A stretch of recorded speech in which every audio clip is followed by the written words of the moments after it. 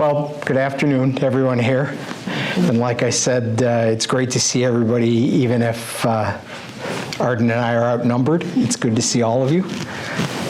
I do like the smiling faces. They're always here. So I'm going to start out by two things. One, by the title of the sermon, as well as a question, right? A question for all of us, right? I feel like I'm leaning this way a little bit because everybody's on that side of the room. But so my question is this: how have the commandments changed your life today? In this one day, just this one day, how have they changed your life? Revelation 21, verse 7. That's where we're going to start. Revelation 21, verse 7. So I'll give you a minute to turn there, electronically get there, however you're going to get there. So Revelation 21, verse 7. It starts out by saying, "He that overcometh shall inherit all things, and I will be his God, and he shall be my son." That's the ultimate goal for all of us. It's exactly where we want to be. But I ask you a question: what does that mean? What does that mean to you? Is it some ultra-religious statement? Should it be said with thunder in a very deep voice? You know, the Earl Jones, the Darth Vader kind of voice? Right? What does overcoming mean? How do we do it? What if we get to the end of our lives and look back and we've fallen short? How do we know? Right? I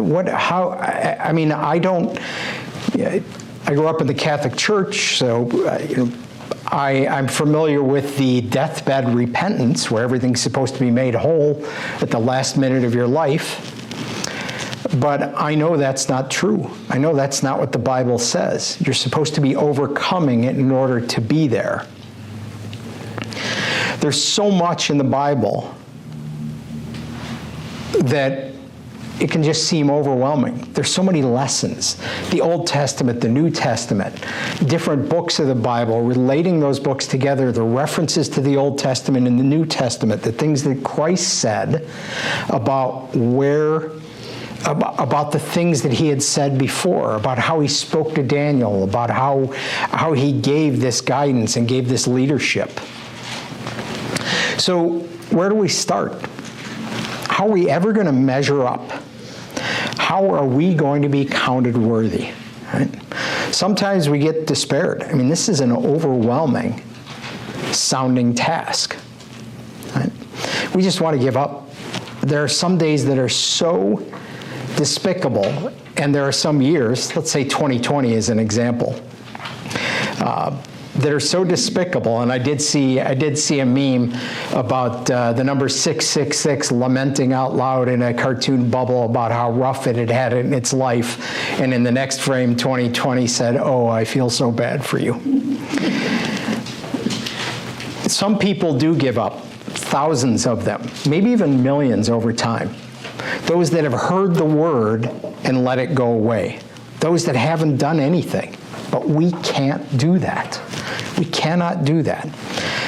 So let's take a look at one basic principle. Let's take a look at how that happens, or how we can do that overcoming, how we can get better and continually improve, right?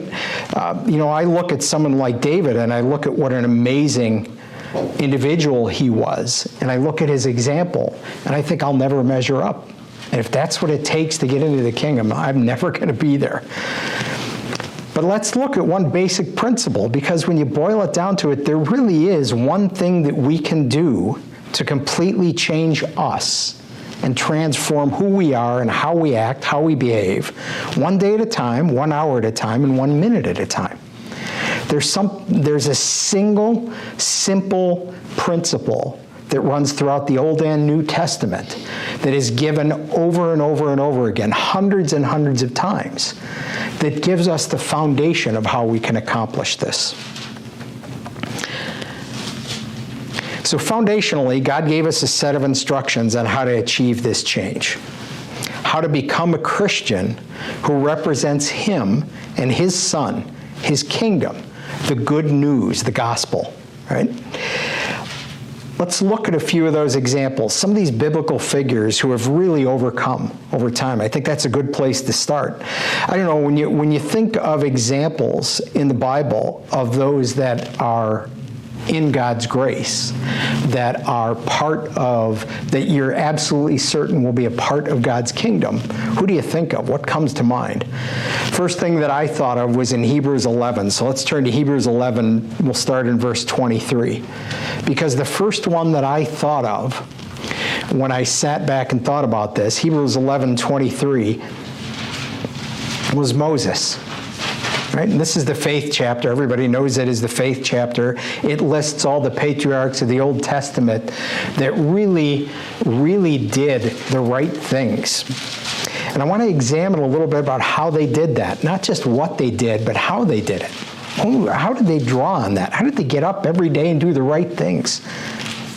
So Hebrews 11, we'll start in verse 23. It says, by faith, Moses, when he was born, was hid 3 months of his parents, because they saw he was a proper child. And they were not afraid of the king's commandment. Right? We all know the story, the king's commandment.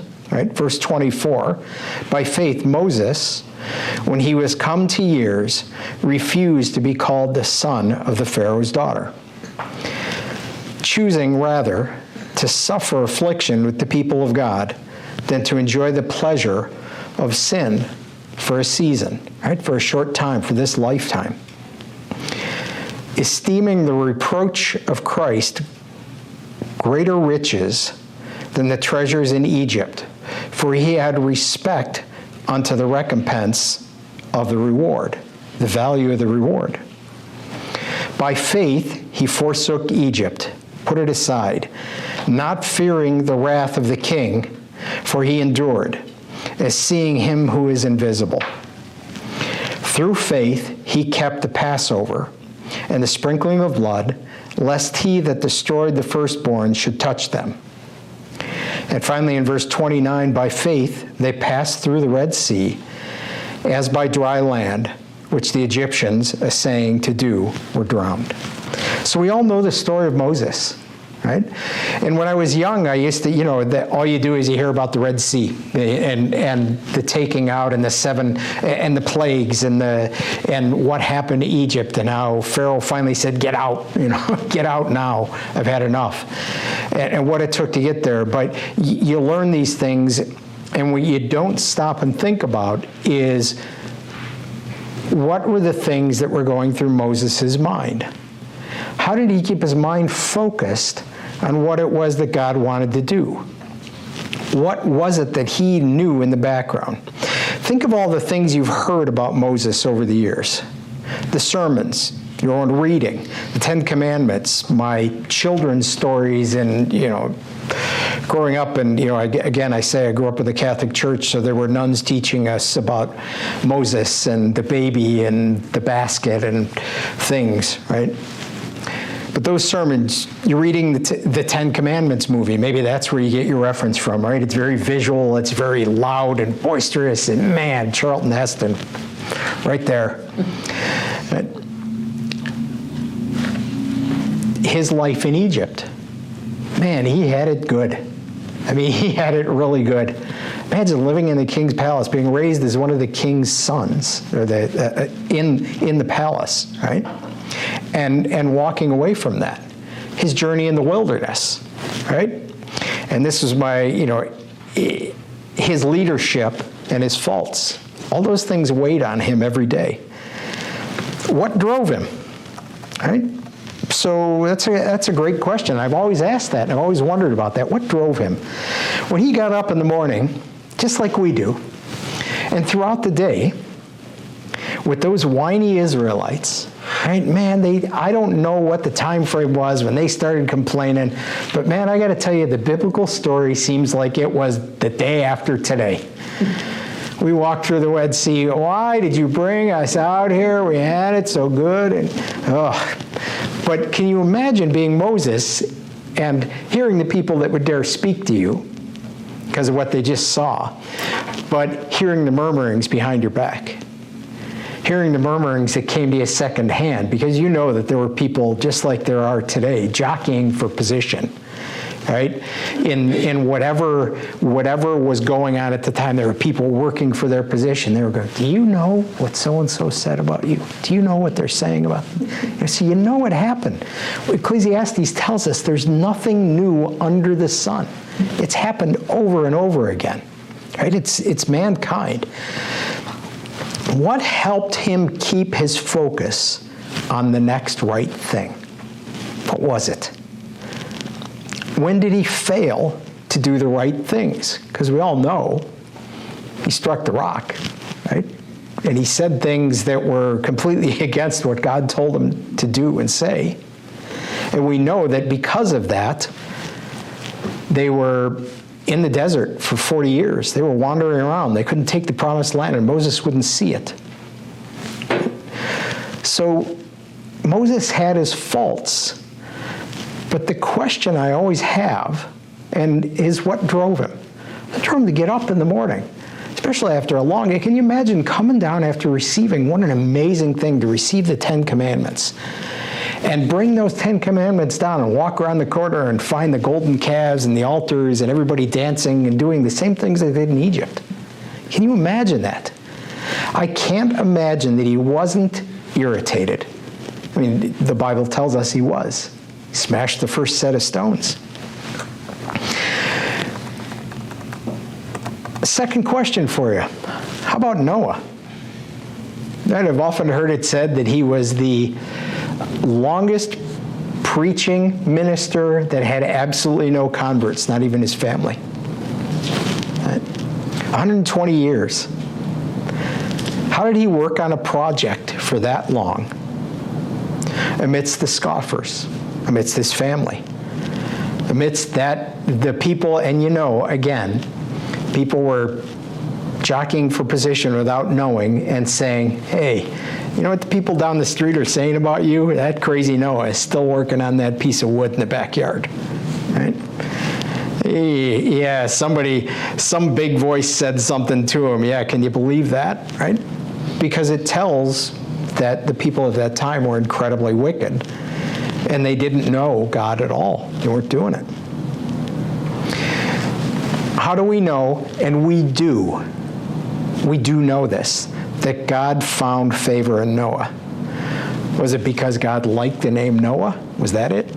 Was that what made him, boy, I really like the name Noah. Let me go find somebody named Noah. Yeah, there's one right there. Nope, that wasn't what God did. Genesis 6, verse 8. Genesis 6, verse 8. There's a couple of references that are really clear about how God felt about Noah. So Genesis 6, verse 8 says, but Noah found grace in the eyes of the Lord. And if you skip down a couple of verses to verse 22, it says, thus did Noah, according to all that God commanded him, so did he. So God knew that Noah, he could count on Noah, that there was something in Noah, and we'll figure out exactly what that is in just a little while. There was something in Noah that absolutely God could count on. He'd seen it, he knew that there was something within him that was absolutely committed to the truth. If you go to the next chapter in Genesis 7:5, there's one more. And Noah did according unto all that the Lord commanded him. All that the Lord commanded him. I can't imagine the conversation. Hey, Noah, I want you to build a really big boat out in the middle of the desert. I really want you to build this, the desert, the mountain, wherever Noah lived, right? I want you to build a really big boat. And Noah going, huh? I will, but, huh? And he goes, don't worry. You've trusted me this far. And so Noah said, okay, and did it, right? There is no note in there that says Noah said, what? You want me to do what?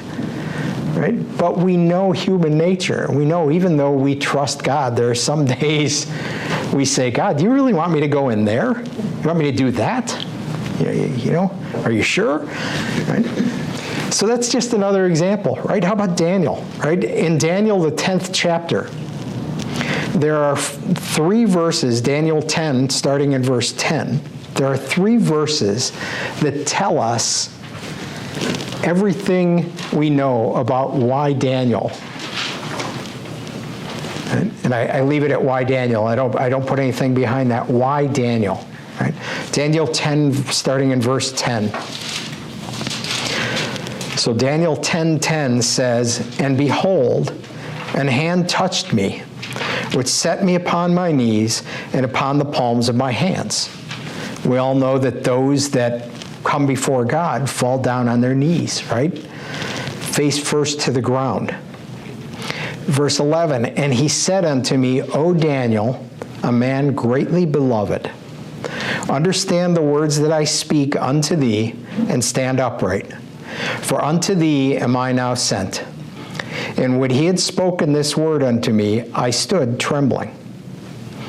Then he said unto me, "Fear not, Daniel, for from the first day that thou didst set thine heart to understand," the first day that Daniel committed himself to understanding God and to chasten thyself before thy God, thy words were heard, and I am come for thy words.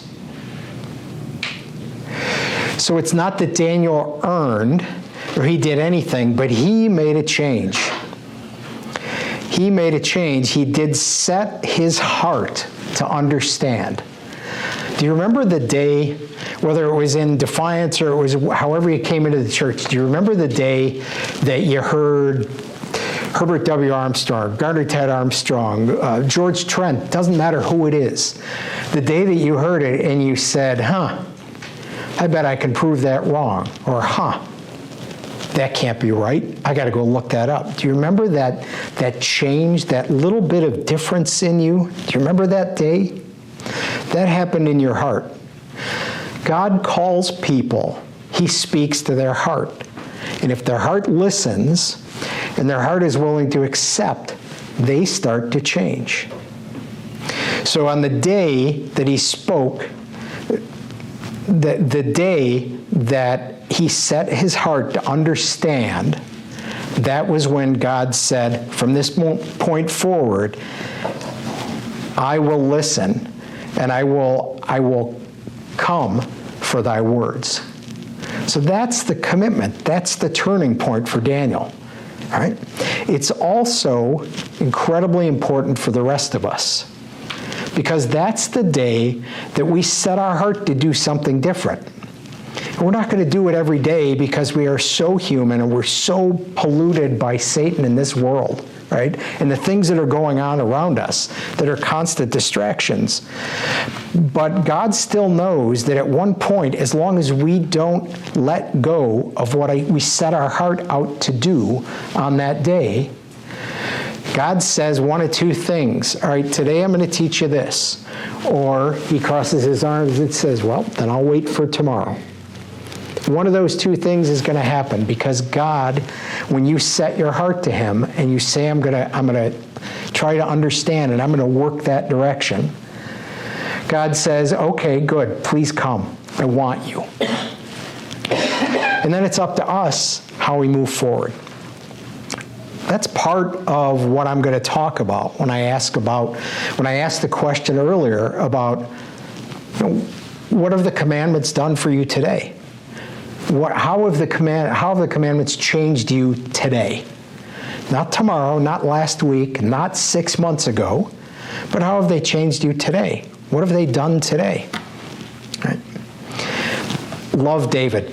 David is the one that when if I come up in the first resurrection, I'm going to march a beeline to David, and I'm going to say, hey, have you got 5 minutes? That's all, take your time. Knowing that a minute is 1,000 years to God. But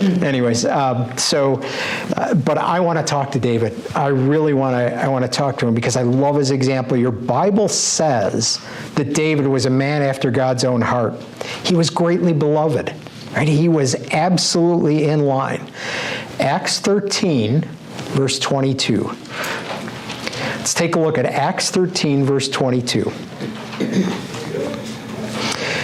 So in Acts 13, verse 22, it says, "And when he had removed him, he raised up unto them David to be their king, to whom also he gave testimony, and said, I have found David, the son of Jesse, a man after mine own heart, which shall fulfill all my will." Now, when you read that last sentence, right, and you know the story of David, you know about Bathsheba, you know about the counting, you know about the constant things that he did. He was go, go, go, whoops, back, go, go, go, whoops, back, back, back, go, go, go, go, go, right? You know that his whole life was filled with that. But God knew a man after mine own heart, which shall fulfill all my will. He will do all my will. Regardless of his faults, he will do all my will. Interesting couple of things about own heart, the words own heart. You know that the, in quotes, own heart as a phrase appears 76 times in 36 verses in the Bible. You know that heart appears 765 verses, Old and New Testament, all the way throughout the Bible. The word heart. I think it might be important. Let's think about that. 765 times. There's 66 books in the Bible. 765 times the word heart exists. So how important do you think a man's heart is to God? And I say man. There's no ill will intended there. An individual, we don't play by those rules, but everything God evaluates is stored in our hearts. If you think of the heart as a grain silo, and you go back, I said, what have the commandments done for you today? How much grain, how many pieces of grain, how many small pieces of corn have you thrown in that grain silo today? How long has your life been? How long have you been in the truth? How long have you known the truth? And how many pieces have you picked up every day and thrown them in the silo? One of the things that I think is amazing, has anybody ever collected change? Or you just have that bucket that you drop it in? Yeah, when we went to move last year, it was finally time to take the 5-gallon pickle bucket that I'd had for, 20 years or whatever it was, and use that to pay for the move. And I kind of chuckled when I did that. We had $980 in that. I watched this week, I love to watch those series like Storage Wars and the people that buy these things, and they find these great treasures. Well, they had gone through this whole locker. It wasn't on Storage Wars, but it was a different one. They'd gone through this whole locker, and in the back of their locker, they found one of those water bottles with that, the top, and they cut the top off it and took it to a bank, and they ran it through the coin machine. They had just under $3,000 worth of quarters in there for a locker they paid $600 for. Now I want you to stop and think about that. We all think that's amazing because it's money. But it's the exact same amazement that God has. If you take one nugget that you find every day of something that you learned from taking the commandments and applying them every day, if you walk back to that storehouse, and we all don't give ourselves credit for what we've done, we find ourselves unworthy. And I'm not saying this for us to say, look at how great we are. But if we realize that we have collected a lot of grain over time, you may look in that silo and you may think, I don't remember putting that much in there. How could it be half full? There's the optimistic side of me, right? How could it be half full? Wow, I got to do a little more work because half full is good, but man, 3/4 full would be great, right? Those are the things that's what God looks at he looks at the things that are stored in our hearts. So what is in your heart? Right? Well, Psalm 140, verse 2 gives us, and like I said, 765 verses about the heart. And it is either black or white. It is either evil or good. And it talks about the heart. So here's an example in Psalms of what could be in your heart. So Psalm 140, verse 2. In Psalm 140, verse 2, it says, which imagine mischiefs in their heart. Continually are they gathered together for war. And so there's an example of what's stored in their heart. Right? You're going through the field, and you pull that. If you pull an ear of corn, you're going to collect those kernels from and throw them into the grain silo. What you don't do is go through them and look for all the ones that have got worms in them, and all the ones that are a little bit brown and black because they've been in there and maybe they got exposed a little funny, the ones that the bird pecked through the outside and got it, the ones the ants got into. You don't look for those and throw them in the storehouse, you throw those out.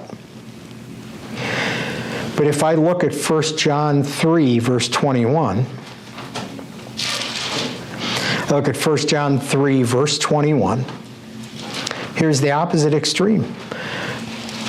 1 John 3:21 says, beloved, if our heart condemns us not, then have we confidence towards God.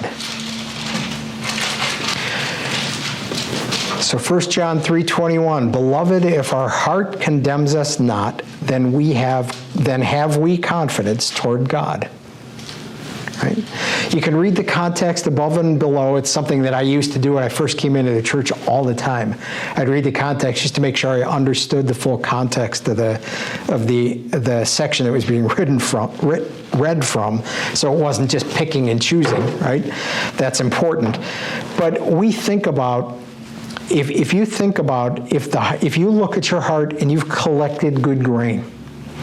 You've collected things on a daily basis. Maybe you've just thrown one. You think about the coins. It's been a slow day. I only went to one store. It was to grab gas, and I got 28 cents in my pocket. And yet you go out on a Sunday, and you've got a dozen errands to run. You're paying cash for everything. Before you know it, you're leaning to one side because you've got so much change in that one pocket, and you put $4 in there the next day. The key is you're continually putting something in there. That every time you spend or you do something, you are thinking about what you're going to put in the grain silo. You're thinking about what you're going to put in your heart. Does this interaction with someone else put anything in my heart? Does it put anything in their heart? Does it make them go home at night and say to their husband or wife, man, I ran into the coolest person today. Came through the line, it was really rotten. Man, this woman, this guy just made all the difference in the world. Had a great rest of the day. It was 15 minutes before my shift ended, made it end on an up. All of these things, right? Because one of the things that you know, and how many of you have met someone that has really collected a lot in their heart? Right? And they're really just absolutely part of the truth. And when you meet them, you walk away from them feeling uplifted. Right? You walk away from them feeling better than you did before you got there. That's part of what our job is as a Christian. We don't have to stand on the street corner and preach to people. That's not our job. Our job is to make sure that we, sorry, Mr. Taylor, but we, that different for ministers, but we are responsible for what's contained in our heart because that's where the evaluation is going to be done. So the heart is incredibly important to God.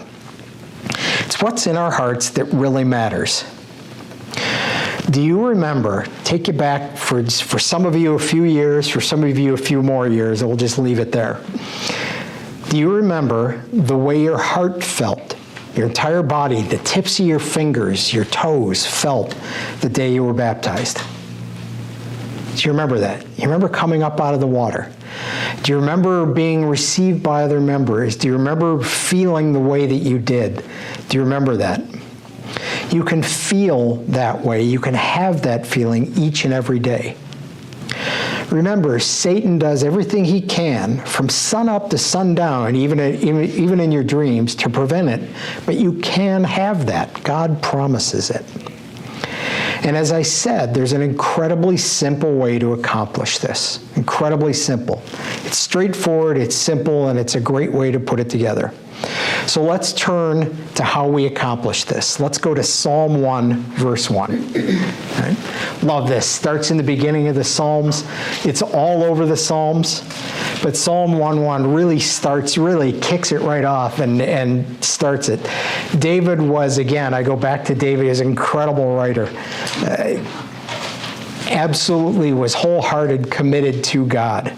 So Psalm 1:1 says, "Blessed is the man that walketh not in the counsel of the ungodly, nor standeth in the way of sinners, nor sitteth in the seat of the scornful." Verse 2, "But his delight is in the law of the Lord, and in his law doth he meditate day and night." That's the way that the Psalms start out. And there is a really good reason for it. Meditate. It's to engage in thought, to contemplate, to reflect. Right? To engage in transcendental meditation. This is the Webster's Dictionary version. Devout religious contemplation. Wait, I'll go back to what I said earlier. Devout religious contemplation.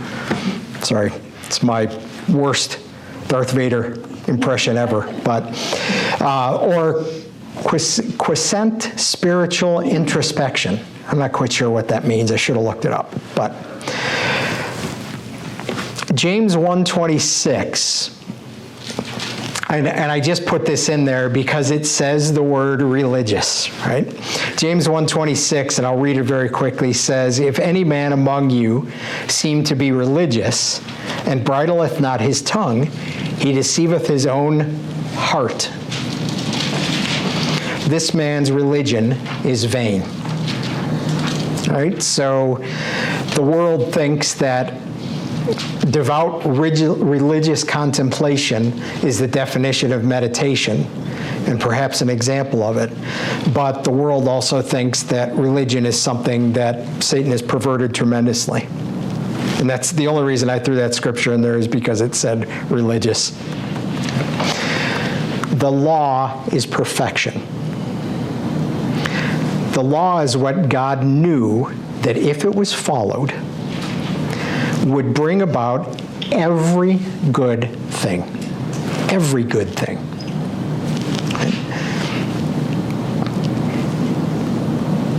And if it was written on a man's heart, he would, in spite of his nature, be better. He would overcome. God knew that about the law. So I've probably said this once, if I've said it 100 times. What is the law, the 10 commandments? It's very, very simple. Those are 10 very, very simple laws, right? There's more to the law when you start to look at things about clean and unclean foods, and you start to look at the what does Sabbath versus the fact that it says Sabbaths, keep my Sabbaths, mean, right? There's more to understand than just the 10 commandments, but the basics of the whole thing are the 10 commandments. So if you were to start collecting grain, right, spiritual grain in your heart, filling that heart up with things, what is it today that you could do from the commandments that would put more grain in there, that would put more change in the bucket, that would fill your heart with things that are better than things that you might want to fill your heart with at an emotional moment, right? These are the things that we need to contemplate. These are the things that we need to do to overcome. I used to worry about solely when I first got into the church, oh man, this is so great. This is the truth I was looking for. Man, I can hardly wait to put it in some of these people's faces. I can hardly wait to go right back at them and say, nope, you're wrong. Right? I really wanted that challenge. I was ready. I used to read like crazy and think, boy, am I going to be ready. I'm preparing myself for the right things to say. But the Bible doesn't say any of that. It says, think not what you'll say. I'll give you the right words. Well, how do you have the right words? I've had people ask me that. How do you have the right words if you're not in there studying like crazy? Well, remember, your actions are from your heart. Whether you're yelling at another driver who just cut you off, or whether you are joking around with the person behind the counter at the hotel, right? And doing what you can to make their day better. That doesn't come from your own thoughts. That comes from your heart and the overflow of your heart. People talk about love, and they talk about all these things and all these actions that are associated with love. Love is a natural outpouring. Agape, God's love, which is just amazing. It flows and flows and flows and flows. You ever wondered how a river can continue to flow even during a drought? Have you ever wondered where it gets its water from? The whole cycle by which it flows from its source down to the river, maybe to the Mississippi. I live near the Ohio River, down the Mississippi, into the sea, back into the sky, and up into the Ohio River again. I do all the time. It's just amazing to me. What an amazing sight. It never ends. Never, ever stops. God's outpouring love comes from his heart, and his heart is completely pure, and he wants us to follow him. He wants us to take advantage of the calling we've been given. Twofold. He wants to bring many sons into glory, but at the same time, he also wants us to be an example, a light in this world. Things that are outpouring, outgoing. So there's three ways that we can use. Three ways that we can overcome distinctly, and we can write those laws in our heart. I've always wondered, that's always been one of those, you should write God's laws in your heart. Ooh. You know, it's that you look up and you're like, ooh, that's a really neat phrase, but what does it mean? But there are truly three things that you can do to write God's laws in your heart. This is what I mean by simple. Right? This is what I mean by let's drive it back to the basics and fill our hearts with the right things so that everything that comes out of us is what God wants to come out of us, not what we desire out of it, or not what our emotions drive out of us. So the first thing that we can do, the first way to write God's laws into your heart is put the 10 Commandments in 3 places in your world. Put it in the bedroom, put it in the kitchen, your computer background, your phone background. Right, I put those in because I'm constantly looking at emails. Every time it rings, I got to look at it. I get the shakes, right, if I don't look at it quick enough. Right? That's why I constantly have mine off. So if I don't answer the phone when you call, I'll get back to you, I promise. But somewhere where you will always see them. Not because you're going to stop and go, oh, the 10 Commandments. None of that is going to happen. But you're always reminded that they're there. Seeing them will prompt you, if even for a moment, just one moment, to think about them. Thinking about them is the same thing as meditating on them. Because your thoughts, when you see them, or you see it the first time when it's there and you think, oh yeah, I remember he said if I did that, something would change. And the next time you look at it and maybe your eye catches one of them, and you think about it and you think, huh. And the next time you look at it, you think about that one and you think about 3 or 4 examples in the Bible. Or maybe, just maybe, well, I'll get to that in a minute. So the second thing you can do, right, to accomplish this and to overcome is to pick one of them for a period of time. I like a week just because if it's a month, and I don't change it up. I tell people tongue-in-cheek, but it's actually true. I got into the computer industry 35 years ago, 38 years ago, because I have about a 15-minute attention span. And the computer industry turns on its ear every 15 minutes. If there's a new chip, there's a new theory, there's a new speed, you buy a computer, you buy something obsolescent the moment you walk out the door. I love the computer industry because it's constantly different. So pick one of the commandments every week, and when you get a minute, look it up. Right? Not just the commandment in Exodus 20 and Leviticus, right? But look it up in the Old and New Testament. Consider things like, what was the physical law for? Why did God put a physical law in place? Right? Why did God put the physical law, obvious I know, for adultery in place? Right? Why did he put the punishment in place for it? Right? What was its basic intent? Just the basic intent, no big long thought, just I wonder, because we know today that adultery is rampant, no matter what, and I'll get to the forms in just a moment, but we know adultery is rampant, but what was its basic intent then? If human nature hasn't changed, what were the Israelites doing back then? Right? What was their external influences? How was it applied? Were there some people that said, with the big hammer that said, you shall not commit adultery, bang, and take that body away, right? Or were there people that said, you're not listening to God, whisper in your ear, you're not listening to God. How was it applied? How was it violated by each of the biblical greats? Right? Just some of the ones I mentioned before. Right? And there's a reason I'm waiting. Sorry. I want to say it now. What were their lives like in the there and then? All right, what was it like to be at the base of the mountain, to see the smoke and the fire and everything? What was it like stand there in the crowd at the base of that mountain and see that? Think about it. Think about, would you be scared? Because I always think about it with, oh man, I'd want to run up there. But if I was in the there and then, would I really, or would I be just as afraid as the Israelites were? That would be my question, right? How did Christ lift that physical commandment to a spiritual level? And how has that changed? And this is what I was hesitating a couple of times before, right? Because Christ said in the Old Testament, adultery was cut and dry. There was a physical act, right? But in the New Testament, Christ said, if you look upon a woman with lust, it's the same as committing adultery.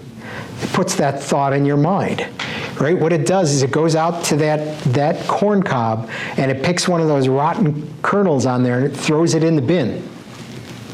Right? Throws it in the silo.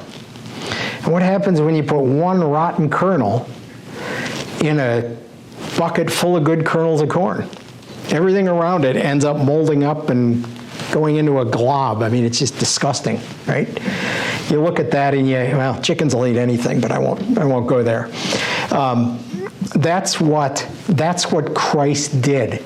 He said it's not just the physical act, but it's the thoughts that lead to it. It's the process that gets you there. It's the path that sets you there.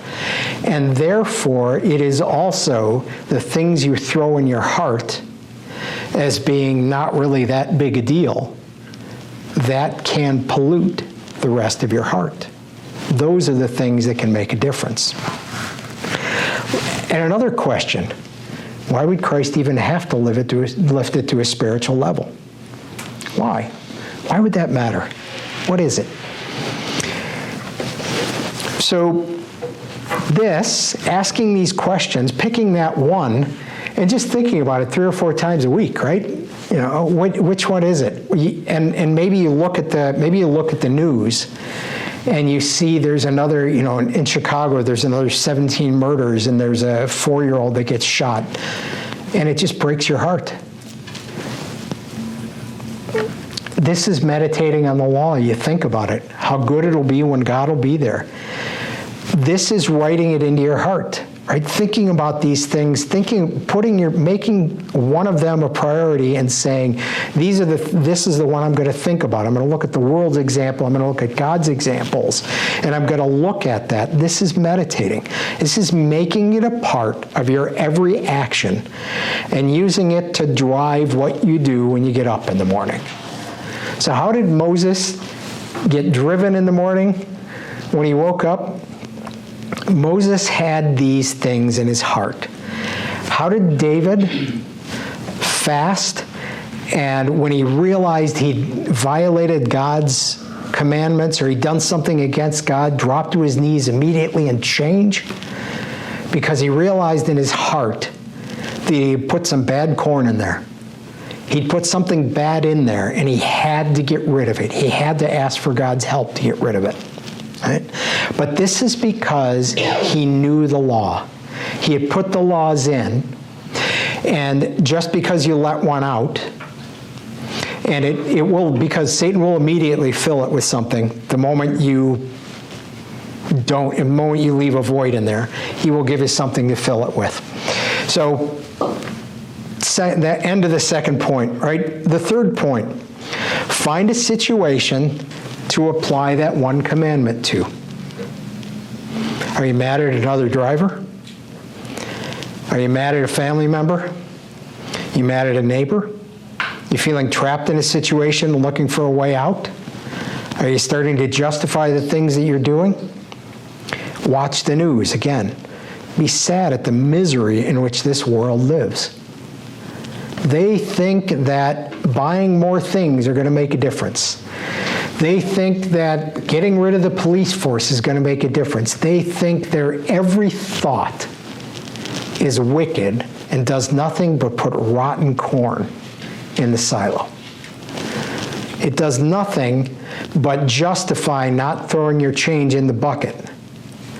I'm not going to do that. What if I need 11 cents later today? Just think about the justifications.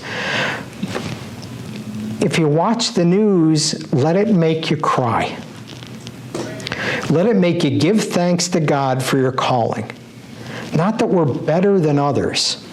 We're not, it's not like, the biblical, well, thank goodness I'm not like that publican. It's not that at all. All right? But what it is it's because the same God that created the universe called you. And it wasn't that he went through a list and said, create the universe, call Brian. It was on the same level. It wasn't in a prioritized order. It was a level that said, I need to bring people into my family. It's the exact same level as creating the universe. God does everything with intent. He gives us an opportunity with intent. So, I've said this before, I'll say it a million times. There are some times when I do just ridiculous things. I just drop my head when I get in a parking lot. I get mad at somebody for doing whatever, going the wrong way, and one of these things, whatever. I get mad at them, and I pull into the parking spot, and I put my head down, and I just say, why? Why do you put up with me? Why? Please, forgive me of being such a petulant sinner. I mean, just please. Because when you come out of the world, you're walking into a lonely void, right? It does seem like a lonely void. You come out of this world, we're all spread apart. Right? We're only a phone call away, but we're all spread apart, right? It isn't like there's 7 billion people in the world and 4.5 billion of them are in the truth. I think we'd be lucky if we had 1 million of them today in the world in the truth, right? Maybe even lucky if we had 100,000. Sorry, lucky isn't the right word for that, but it sometimes feels like you're walking into a void, but you're not. You're walking into this. You're walking out of this world's misery and into the family of God. Call people, right? Let's fellowship. Let's talk about things that are going on. Even if it's the things that go on in your day that make you crazy, laugh about it. We had the experience, and I had the experience. I can't speak for my wife's experience, but when we moved, right, from the house on the other side of town to the one we're in now, for 10 days, I worked from 6 a.m. to 9 p.m. every day, 10 p.m. some days. Absolutely worked nonstop, trying to get the house packed up, cleaned out, throw stuff out, put things in boxes, go through the house top to bottom, and move everything I possibly could. I knew I had movers coming in for the heavy stuff, because I think there's this age that you get to that you realize picking up heavy stuff is really a dumb thing to do. So for some of us, that's a later age than others, and it costs us some time and some pain. But there's a so I had done this, and the whole closing, the days got messed up. They weren't the way that we had originally planned. We had, instead of closing on the new house on a Sunday or on a Monday and closing on the old house on a Wednesday, they both happened on Monday morning.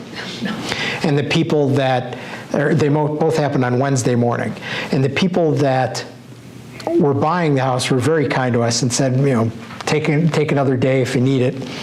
But we were due to turn the keys over on Wednesday afternoon. So my wife, who is incredibly dear to me, grabs me by the shoulders and says to me, "You have got to stop." She says on Tuesday, "You've got to stop. We've got to get something to eat. We haven't eaten all day. You've got to get something to eat." So we got in the car, we went down to a deli down the street, had something to eat, and I was just in complete despair. Complete despair, because I was not going to get it done. It was not going to happen. I still had the garage to go through. I still had a ton of stuff to pack. We're walking out of the restaurant, and my phone rings. And it's one of the guys that I know from United, right? One of the church we had been at up there for a while. And he says, "Hey," he says, "through the grapevine, we kind of heard you might need some help moving." He said, "I put a crew together. We'll be there at 9 o'clock tomorrow morning." Right? Give him my number. This is what the family of God does for each other. I said to him, I said, "Troy, I can't believe you did this." This was a couple weeks later. "I can't believe you guys did this. To this day, I can't believe that." And he looked at me and he says, "Why?" He says, "This is what family does for each other." Right? Amazing lesson for me. So let's call each other. Let's make sure we know that there's a tight-knit community of people that every day are throwing more corn in the bin, more coins in the bucket, however you want to look at it, but that bucket or that bin being your heart. Right? Just adding one more thing a day.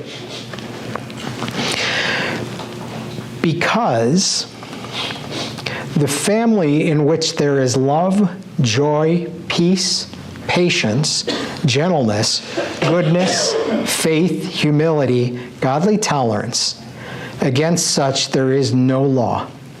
Galatians 5:22 and 23. Against such there is no law. Those things in a family exist. Right? If we have an issue with each other, we're commanded to go talk to each other. Right? So I'll ask again, how will the 10 Commandments change your life today? How can you use them to make you a better Christian? How can you leverage those 10 simple commandments to make a difference? 10 Commandments, very, very simple. It's an orderly guide to overcoming. If you look at every single thing that happens in the Bible, you can boil it down to the 10 Commandments. Believe it or not, you can look at it and you can say, here's what it comes down to. Right? And it is amazing to look at it. So John 14, verse 15. John 14, verse 15. I'll give you this last scripture. A couple other things to say after that, but just this last scripture. So John 14, 15, how important is it? And this is probably a memory scripture for most of us, but John 14, 15 says, if you love me, keep my commandments. Having a deep-rooted, complete meditative understanding will change our lives. Some odd typing there. Understanding of them and their application can absolutely change your life. Absolutely make a difference, change your life. Filling your heart with the commandments of God will make less room for the God of this world's perversions. Right? Focusing on that because it's a big silo. A couple of pieces of grain are bound to fall out. Maybe you open the door and they flow out onto the floor. Right? That's bound to happen. But you can fill your heart back up. Because even when some of them fall out, there's still more to be gathered. There's always a harvest, always plenty to bring in. Remember, Satan knows how the book ends.